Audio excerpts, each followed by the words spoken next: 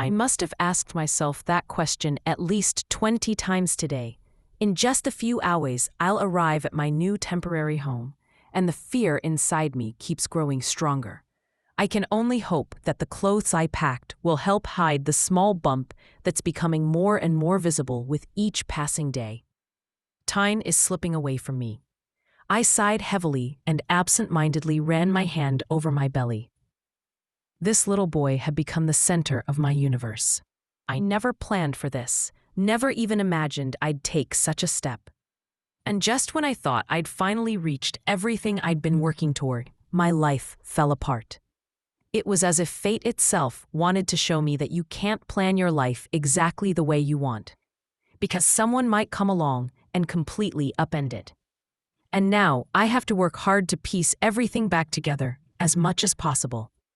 But this time, I'm not doing it for myself. I need to fix my life so I can protect my child. I promise you, my little boy, I won't let anyone take you away from me.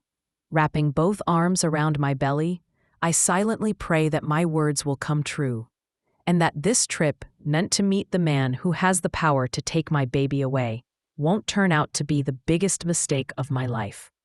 Just the thought of losing my child makes my heart tighten painfully. I can't. No, not like that. I won't. I refuse to even imagine a world where I lose my baby. They couldn't possibly be that heartless, could they? How can anyone take a child away from his mother? Then again, I'm not entirely sure. If everything I've heard about my baby's father is true, then heartless might actually be an understatement. Last week, my doctor called and told me they'd made a mistake, a terrible mistake. They had inseminated me with a donor sample from a man who had never consented to being a donor. In a single day, I suffered 2 major blows. I lost my job, and now I might lose my child.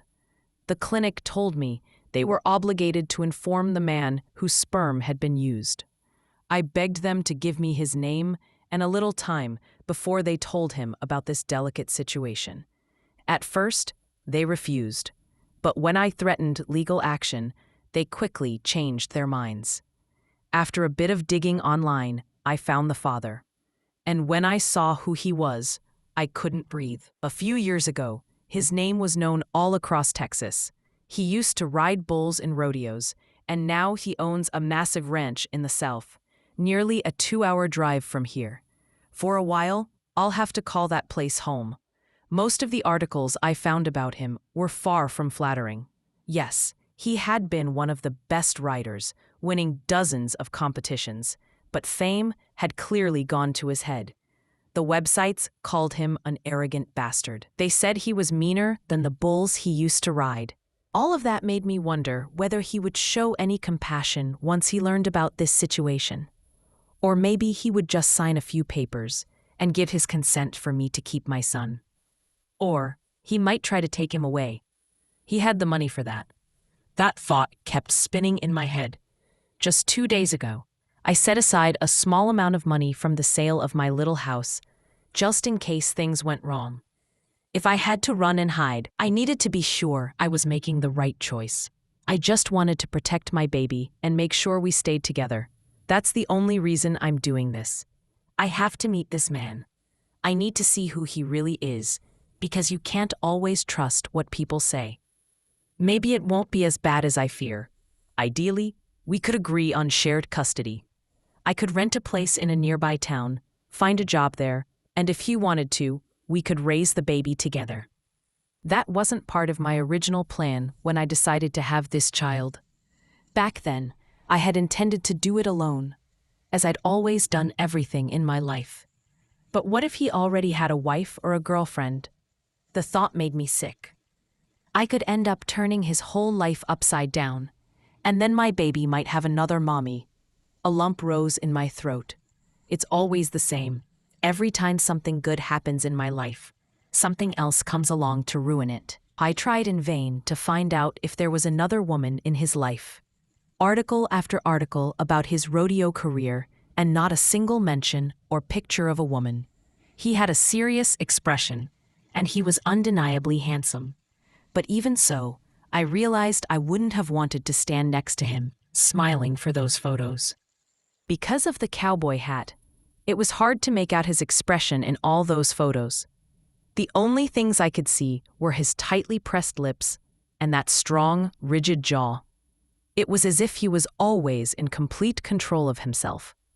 I kept thinking that if you've just won a big competition, the least you could do is smile, show some kind of joy. But no, not him. Photo after photo, and his lips were still drawn in that same hard line, like he didn't want to talk to anyone. The cowboy looked intimidating, and, honestly, he scared me a little. I couldn't even imagine how I'd find the courage to tell him about the baby. It would be awful if he wanted to be part of the child's life, yet stayed that cold and distant. My little boy would struggle with a father like that. I grew up with one, and it wasn't easy. Even now, I can't say for sure if my father ever loved me. Did he take care of me? Yes. But it always felt like he was doing it out of obligation, as if he merely tolerated me because he had to. Whether I was around or not never really seemed to matter to him. I think I would have preferred anger, any kind of emotion, instead of that constant indifference and detachment that left me hollow and cold inside. While digging for more information about the man online, I came across something unexpected, a job posting. Apparently, Baranch was looking for someone to help around the house and keep the bookkeeping in order for the summer. That could be my chance. If I took the job, I could get to know the father of my child before telling him the truth. "Ma'am, I think we're done here." I looked over at one of the movers, who was packing up my things to take them to storage. He handed me a tablet with the inventory list. I signed it, and he immediately gave me the key to a storage unit where everything would be kept. I closed my fingers around that small key, the key to nearly all my belongings, except for the 2 suitcases already packed in the car. Even my baby's things, the ones I'd started buying for his room, were staying behind. I fought back tears, not wanting to make the poor man uncomfortable. "Thank you," I said softly, handing him back the tablet. He nodded, turned, and left. And then I stood there, in a completely empty house, the place where I had planned to raise my son. A home that was supposed to be filled with love, where my little boy would never feel the same coldness I once did. But in truth, I would have left this place anyway, even without the donor mix-up. I moved to this small town because I wanted to escape the big city. Back then, I dreamed of living somewhere everyone knew each other. I wanted to build a family here. The only problem was, I never found someone I'd actually want to have that family with. Tossing a coil of rope into the back of the truck, I headed home. The horse I'd recently bought turned out to be a real challenge, and I was quickly running out of ideas on how to train her.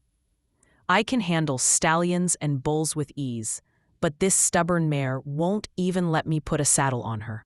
There were some unexpected difficulties, but I'm trying to find something positive in all this. I wanted a new horse, so I made a deal with another ranch owner a few hours away to buy a foal from him in the spring. We had an agreement, but his mare gave birth to a filly, and he told me I could either take her or wait another 2 years.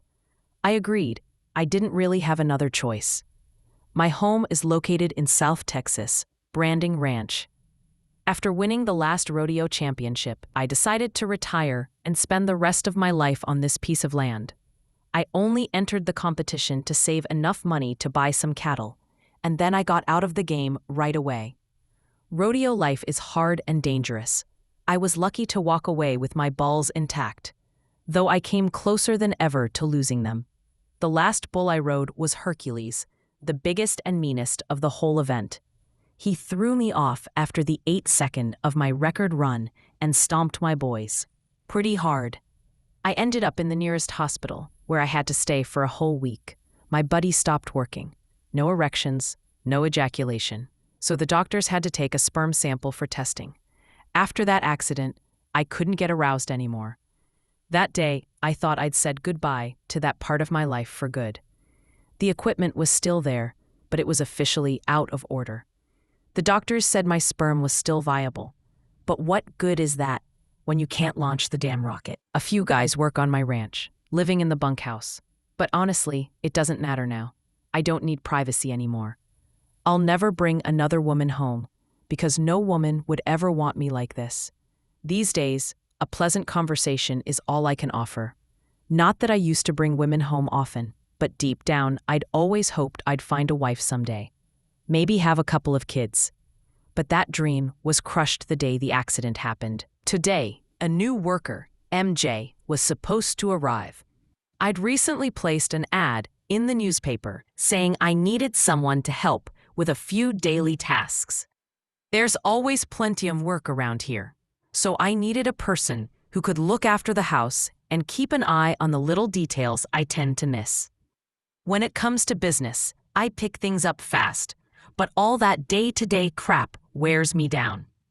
I need an assistant who'll stick close to me all day, keeping everything in check. Pulling up to the house, I parked and climbed out of the truck. My hunting dog, Blue, who'd been sprawled on the porch, perked up and gave me a lazy look before yawning and lying back down. "Yeah, don't strain yourself," I muttered, shaking my head. Damn dog could barely move, let alone bark. I always thought hunting dogs were supposed to howl at least once in a while. I walked toward the main house, not a very big one, really. It had my bedroom, a bathroom, and a couple of guest rooms in the back. When I was building it, I imagined it would one day be filled with the laughter of kids. But things didn't turn out that way. The kitchen was spacious, with a big dining table, but the cook prepared all the meals in another building across the road. That place had a modern kitchen and long picnic tables, so the guys could eat lunch together. Most nights, I spent completely alone. I never wanted to be a lonely man. I just couldn't seem to shake the constant frown off my face. I'm sure people preferred to keep their distance when I looked like that. "Hey, Ty!" I turned and saw my younger brother Blake stepping out of his truck. I had 2 younger brothers and 1 sister. In order, first me, then Blake, then Trace, and finally our little sister, Dolly.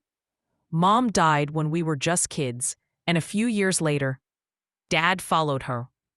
They left each of us a piece of land, and now we all live like one big community. Each of us has our own property and farm, but I swear, one of them is always hanging around here. I think they figure I've become more withdrawn since the accident, so they make sure to check in on me often. "What?" I grumbled as Blake approached. "Always in a great mood," Blake said with a grin, taking off his cowboy hat and wiping the sweat from his forehead. "The new hire showing up today?" "Any minute now," I replied, and just as I said it, a dark blue Jeep turned into the drive. "Speak of the devil. What's his name?" Blake asked, putting his hat back on and leaning against the bed of my truck. "MJ, that's all the name said on the application." I watched closely as the SUV door opened, and out stepped a petite brunette with long, curly hair. "That's not the new guy. She must have gotten lost," I started to say, but stopped when she walked around the vehicle and I got a better look at her. She was wearing a white dress with blue flowers, and for a moment I just froze like an idiot. She looked stunning, and I realized my mouth had fallen open. "Shame a pretty little thing like that didn't get lost near my ranch," Blake muttered, lifting the brim of his hat with a smirk. I didn't answer. I couldn't take my eyes off the woman. She walked right up to us, a shy smile playing on her lips. When neither of us reacted, she extended her hand politely.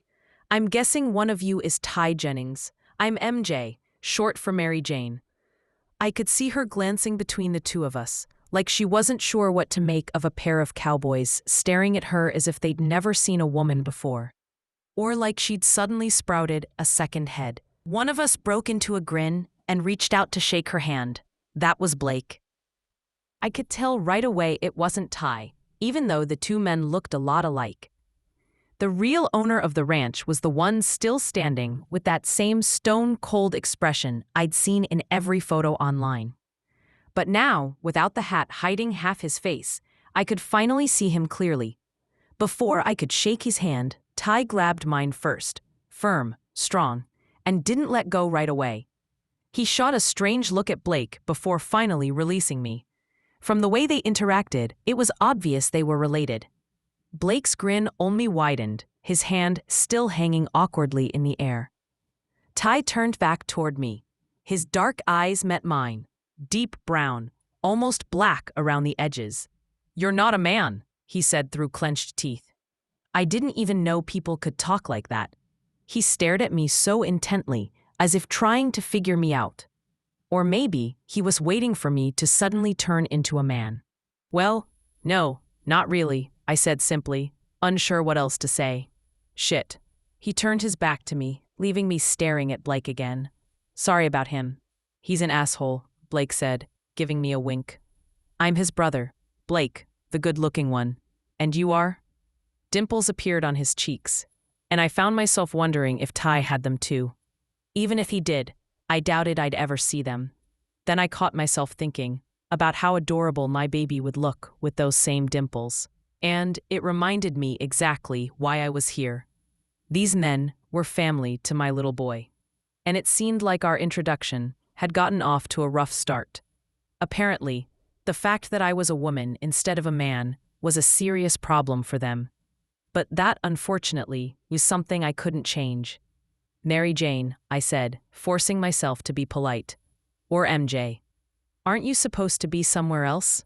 Ty snapped, spinning and barking at his brother so sharply that I jumped and nearly lost my balance. He caught me before I fell and pulled me against him.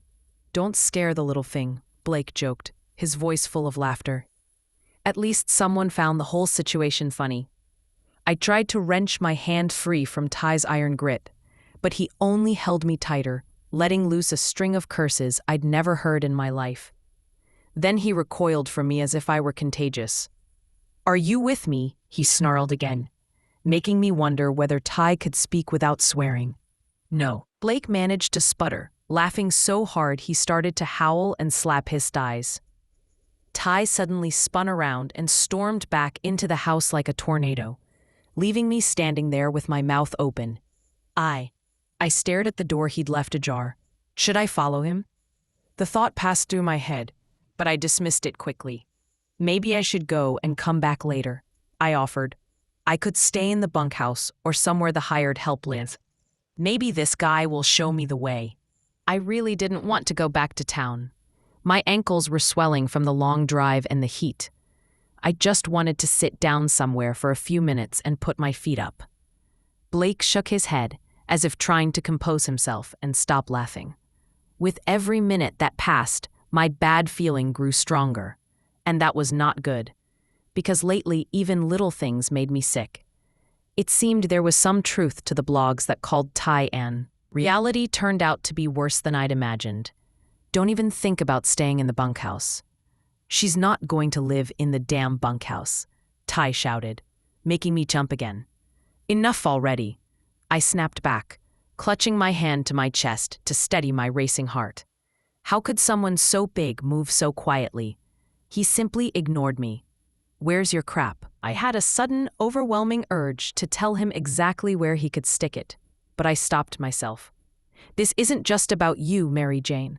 Don't pay any attention to it, at least not for a while." I pointed toward the SUV parked nearby, not trusting my voice. The nausea was rising again, and I wasn't sure I could get a single word out. "It's time for you to go," Ty barked at Blake before heading toward the car. "He doesn't bite." Blake chuckled before walking over to the black truck. Still, his reassurance didn't convince me. I took a couple of deep breaths, trying to calm the wave of sickness crawling up my throat. "Why can't I stay in the bunkhouse?" I finally managed to ask, watching Ty pull my 2 bags out of the car. He didn't bother answering me, just walked straight past toward the door. With no choice, I followed him. As soon as I stepped inside the house, I stopped and looked around. It was practically empty. Bare walls without a single picture or photograph. The room before me held only the essentials: 2 couches, a TV mounted on the wall, and a small dining table that only drew attention to the equally lifeless kitchen behind it. I never thought it was possible to feel such a chilling cold in the blazing Texas heat, but that's exactly what I felt now. "This way," Ty said, glancing back over his shoulder. I followed him down the hallway. He nodded toward a closed door. Office. I barely bit my tongue to keep from commenting that it was the first sentence I'd heard from him that didn't include yelling or swearing. Finally, Ty stopped by another door and pushed it open. The room beyond was just as empty as the rest of the house. The only furniture inside was a massive plain bed, a nightstand, and a dresser with a mirror. The walls were painted a soft white. It made me think that maybe once the room had belonged to a woman. It was the only space in the house that felt even remotely warm or lived in. I stepped in after Ty and set my car keys and wallet on the dresser. Bathroom's down the hall, he said flatly. Food's in the fridge. I turned around to look at him, but the man tried to look anywhere except at me. I felt an urge to knock that stupid cowboy hat off his head. From this distance, I couldn't quite make out his expression as I had earlier when we were outside. Where will I be working and when do I start? I asked, feeling lost and alone. In the office, tomorrow. Ty replied shortly, turning to leave. Should I cook you dinner? I asked, knowing that part of my job included taking care of the house. It was written in the ad, office work and some household duties. No, I'm leaving, he said, grabbing my car keys as he walked out. The sound of his boots echoed across the wooden floor, and I stood in the middle of the room, stunned, until I heard the front door slam shut. I fell onto the bed, burying my face in my hands. Even back home, I had never felt this kind of loneliness. The coldness of this house reminded me of the emptiness of my childhood, something I tried so hard not to think about. Reaching down, I took off my sandals and lay on the bed, wrapping my arms around my stomach. For a moment, I thought about leaving, but then I remembered that, for some reason, he had taken my car keys. Maybe he needed to move my SUV or something like that. I absent-mindedly rubbed my belly, realizing that I'd have to give him a chance, no matter how badly I wanted to run away. I prayed that Ty's behavior was just the result of a bad day, but deep down, I knew it wasn't. He truly was difficult, maybe even cruel. The small spark of hope I'd had, that I might find something good here, slipped through my fingers like sand. Ty stormed out of the house and mounted one of his horses. He needed to get away before he lost control completely. The keys to her car were still in his pocket as he rode across the pasture. His ranch was mainly for breeding cattle and training stallions. When he decided to hire an assistant, he never imagined it would be a woman, especially someone so small and fragile-looking. As he rode toward the forest and along the stream, his thoughts kept circling back to the moment their hands had touched. Something in that touch had shaken him deeply, stirring feelings he hadn't experienced in a very long time. It wasn't just about surprise, it was confusion, vulnerability, and a strange warmth that scared him more than he wanted to admit. Everything had happened so suddenly that he'd had to ride out simply to breathe and calm the storm inside him. I heard your little friend came back to life today. At the sound of my other brother's voice, Trace's, I rolled my eyes. Turning, I saw him on horseback, crossing the creek that divided our land. Looks like Blake couldn't keep his mouth shut for more than a second after getting free, I muttered, nudging my horse's sides to get her moving again. Trace fell in beside me, matching my pace. Well, maybe a second after jumping out of the truck, he said with a grin. I knew I'd find you here. Yeah, well, I don't see how that's any of your damn business. An awkward silence settled between us. Usually, my brothers and I got along fine, but this situation was uncomfortable, and the fact that they were talking about it only made it worse. I immediately regretted my harsh tone, so I glanced over at Trace, trying to smooth things over. Sorry, it's just been a lousy day. No need to apologize. You know how Blake loves to run his mouth and stir up trouble, Trace replied, looking off thoughtfully before turning his gaze back to me. You think she'll stay? His question hit me harder than I expected. I'd been thinking about how to keep her from leaving, but what if she wanted to go? I didn't know anything about her. What if MJ had already packed up and left the ranch? How would I find her? How would I convince her to come back? And why would she even want to stay with someone like me? I knew exactly what I was, a gruff, foul-mouthed pain in the ass most of the time. But if this woman could somehow heal what was broken in me, then she was the one I wanted beside me. And for her, I'd be willing to change. She will, I said finally, turning my horse back toward the house. Good luck with that talk, Ty, Trace called after me. Even over the sound of hooves striking the dirt, I could hear the sarcasm in his voice, but I ignored it. I had more pressing matters to deal with. Things I needed to do if I wanted this place to feel like a home for Mary Jane. By the time I finished my chores and headed back, darkness had already fallen. When Mary Jane had first walked into the house, I'd noticed the way her eyes moved over the nearly empty rooms, so I'd driven into town and picked up a few things to make the place look more lived in. Moving quietly, I carried all the stuff inside and got to work. I'd practically cleared out the store, and now half my truck was filled with fresh flowers. Since I didn't own any vases, I'd bought a bunch of glass jars, filled them with water, and placed them all around the house. Then I laid out a few rugs and draped blankets over the sofas. The salesgirl had promised me they'd make the rooms feel cozier. I tried to tell her that comfort for me meant a good pair of boots, but she insisted that it wasn't quite the same thing. All around the house, I placed candles and little trinkets that I hoped Mary Jane would appreciate.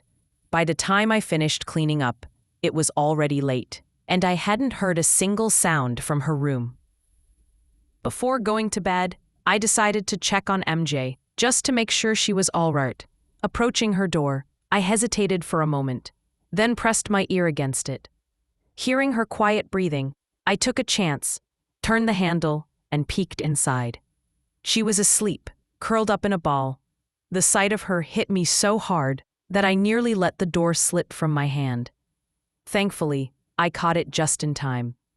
For several seconds, I stood frozen, watching her sleep, bathed in silver moonlight. Her dark, wavy hair was spread across the pillow, and I could swear the light made her skin glow. The curve of her hips was so mesmerizing that deep down, I felt an almost unbearable urge to lie beside her, to hold her close. I didn't want anything more, just to wrap my arms around Mary Jane and feel her sleep in them. My chest tightened painfully, and I forced myself to look away. Closing the door, I turned silently and went to my own room. Stripping down to my boxers, I climbed into bed, though my thoughts drifted straight back to her. When I slipped my hand between my legs, I realized I was still half hard, which unexpectedly made me smile. It wasn't the same as touching her, of course, but it was more than I'd had in a long time. I closed my eyes and turned on my side, imagining her lying next to me, that dark-haired beauty smiling softly, like an angel from a dream. Turning before the mirror, I examined myself critically, trying to make sure taking a deep breath. I fought to steady the swirl of emotions inside me, hoping that Ty had simply had a rough day yesterday and would be in a better mood today.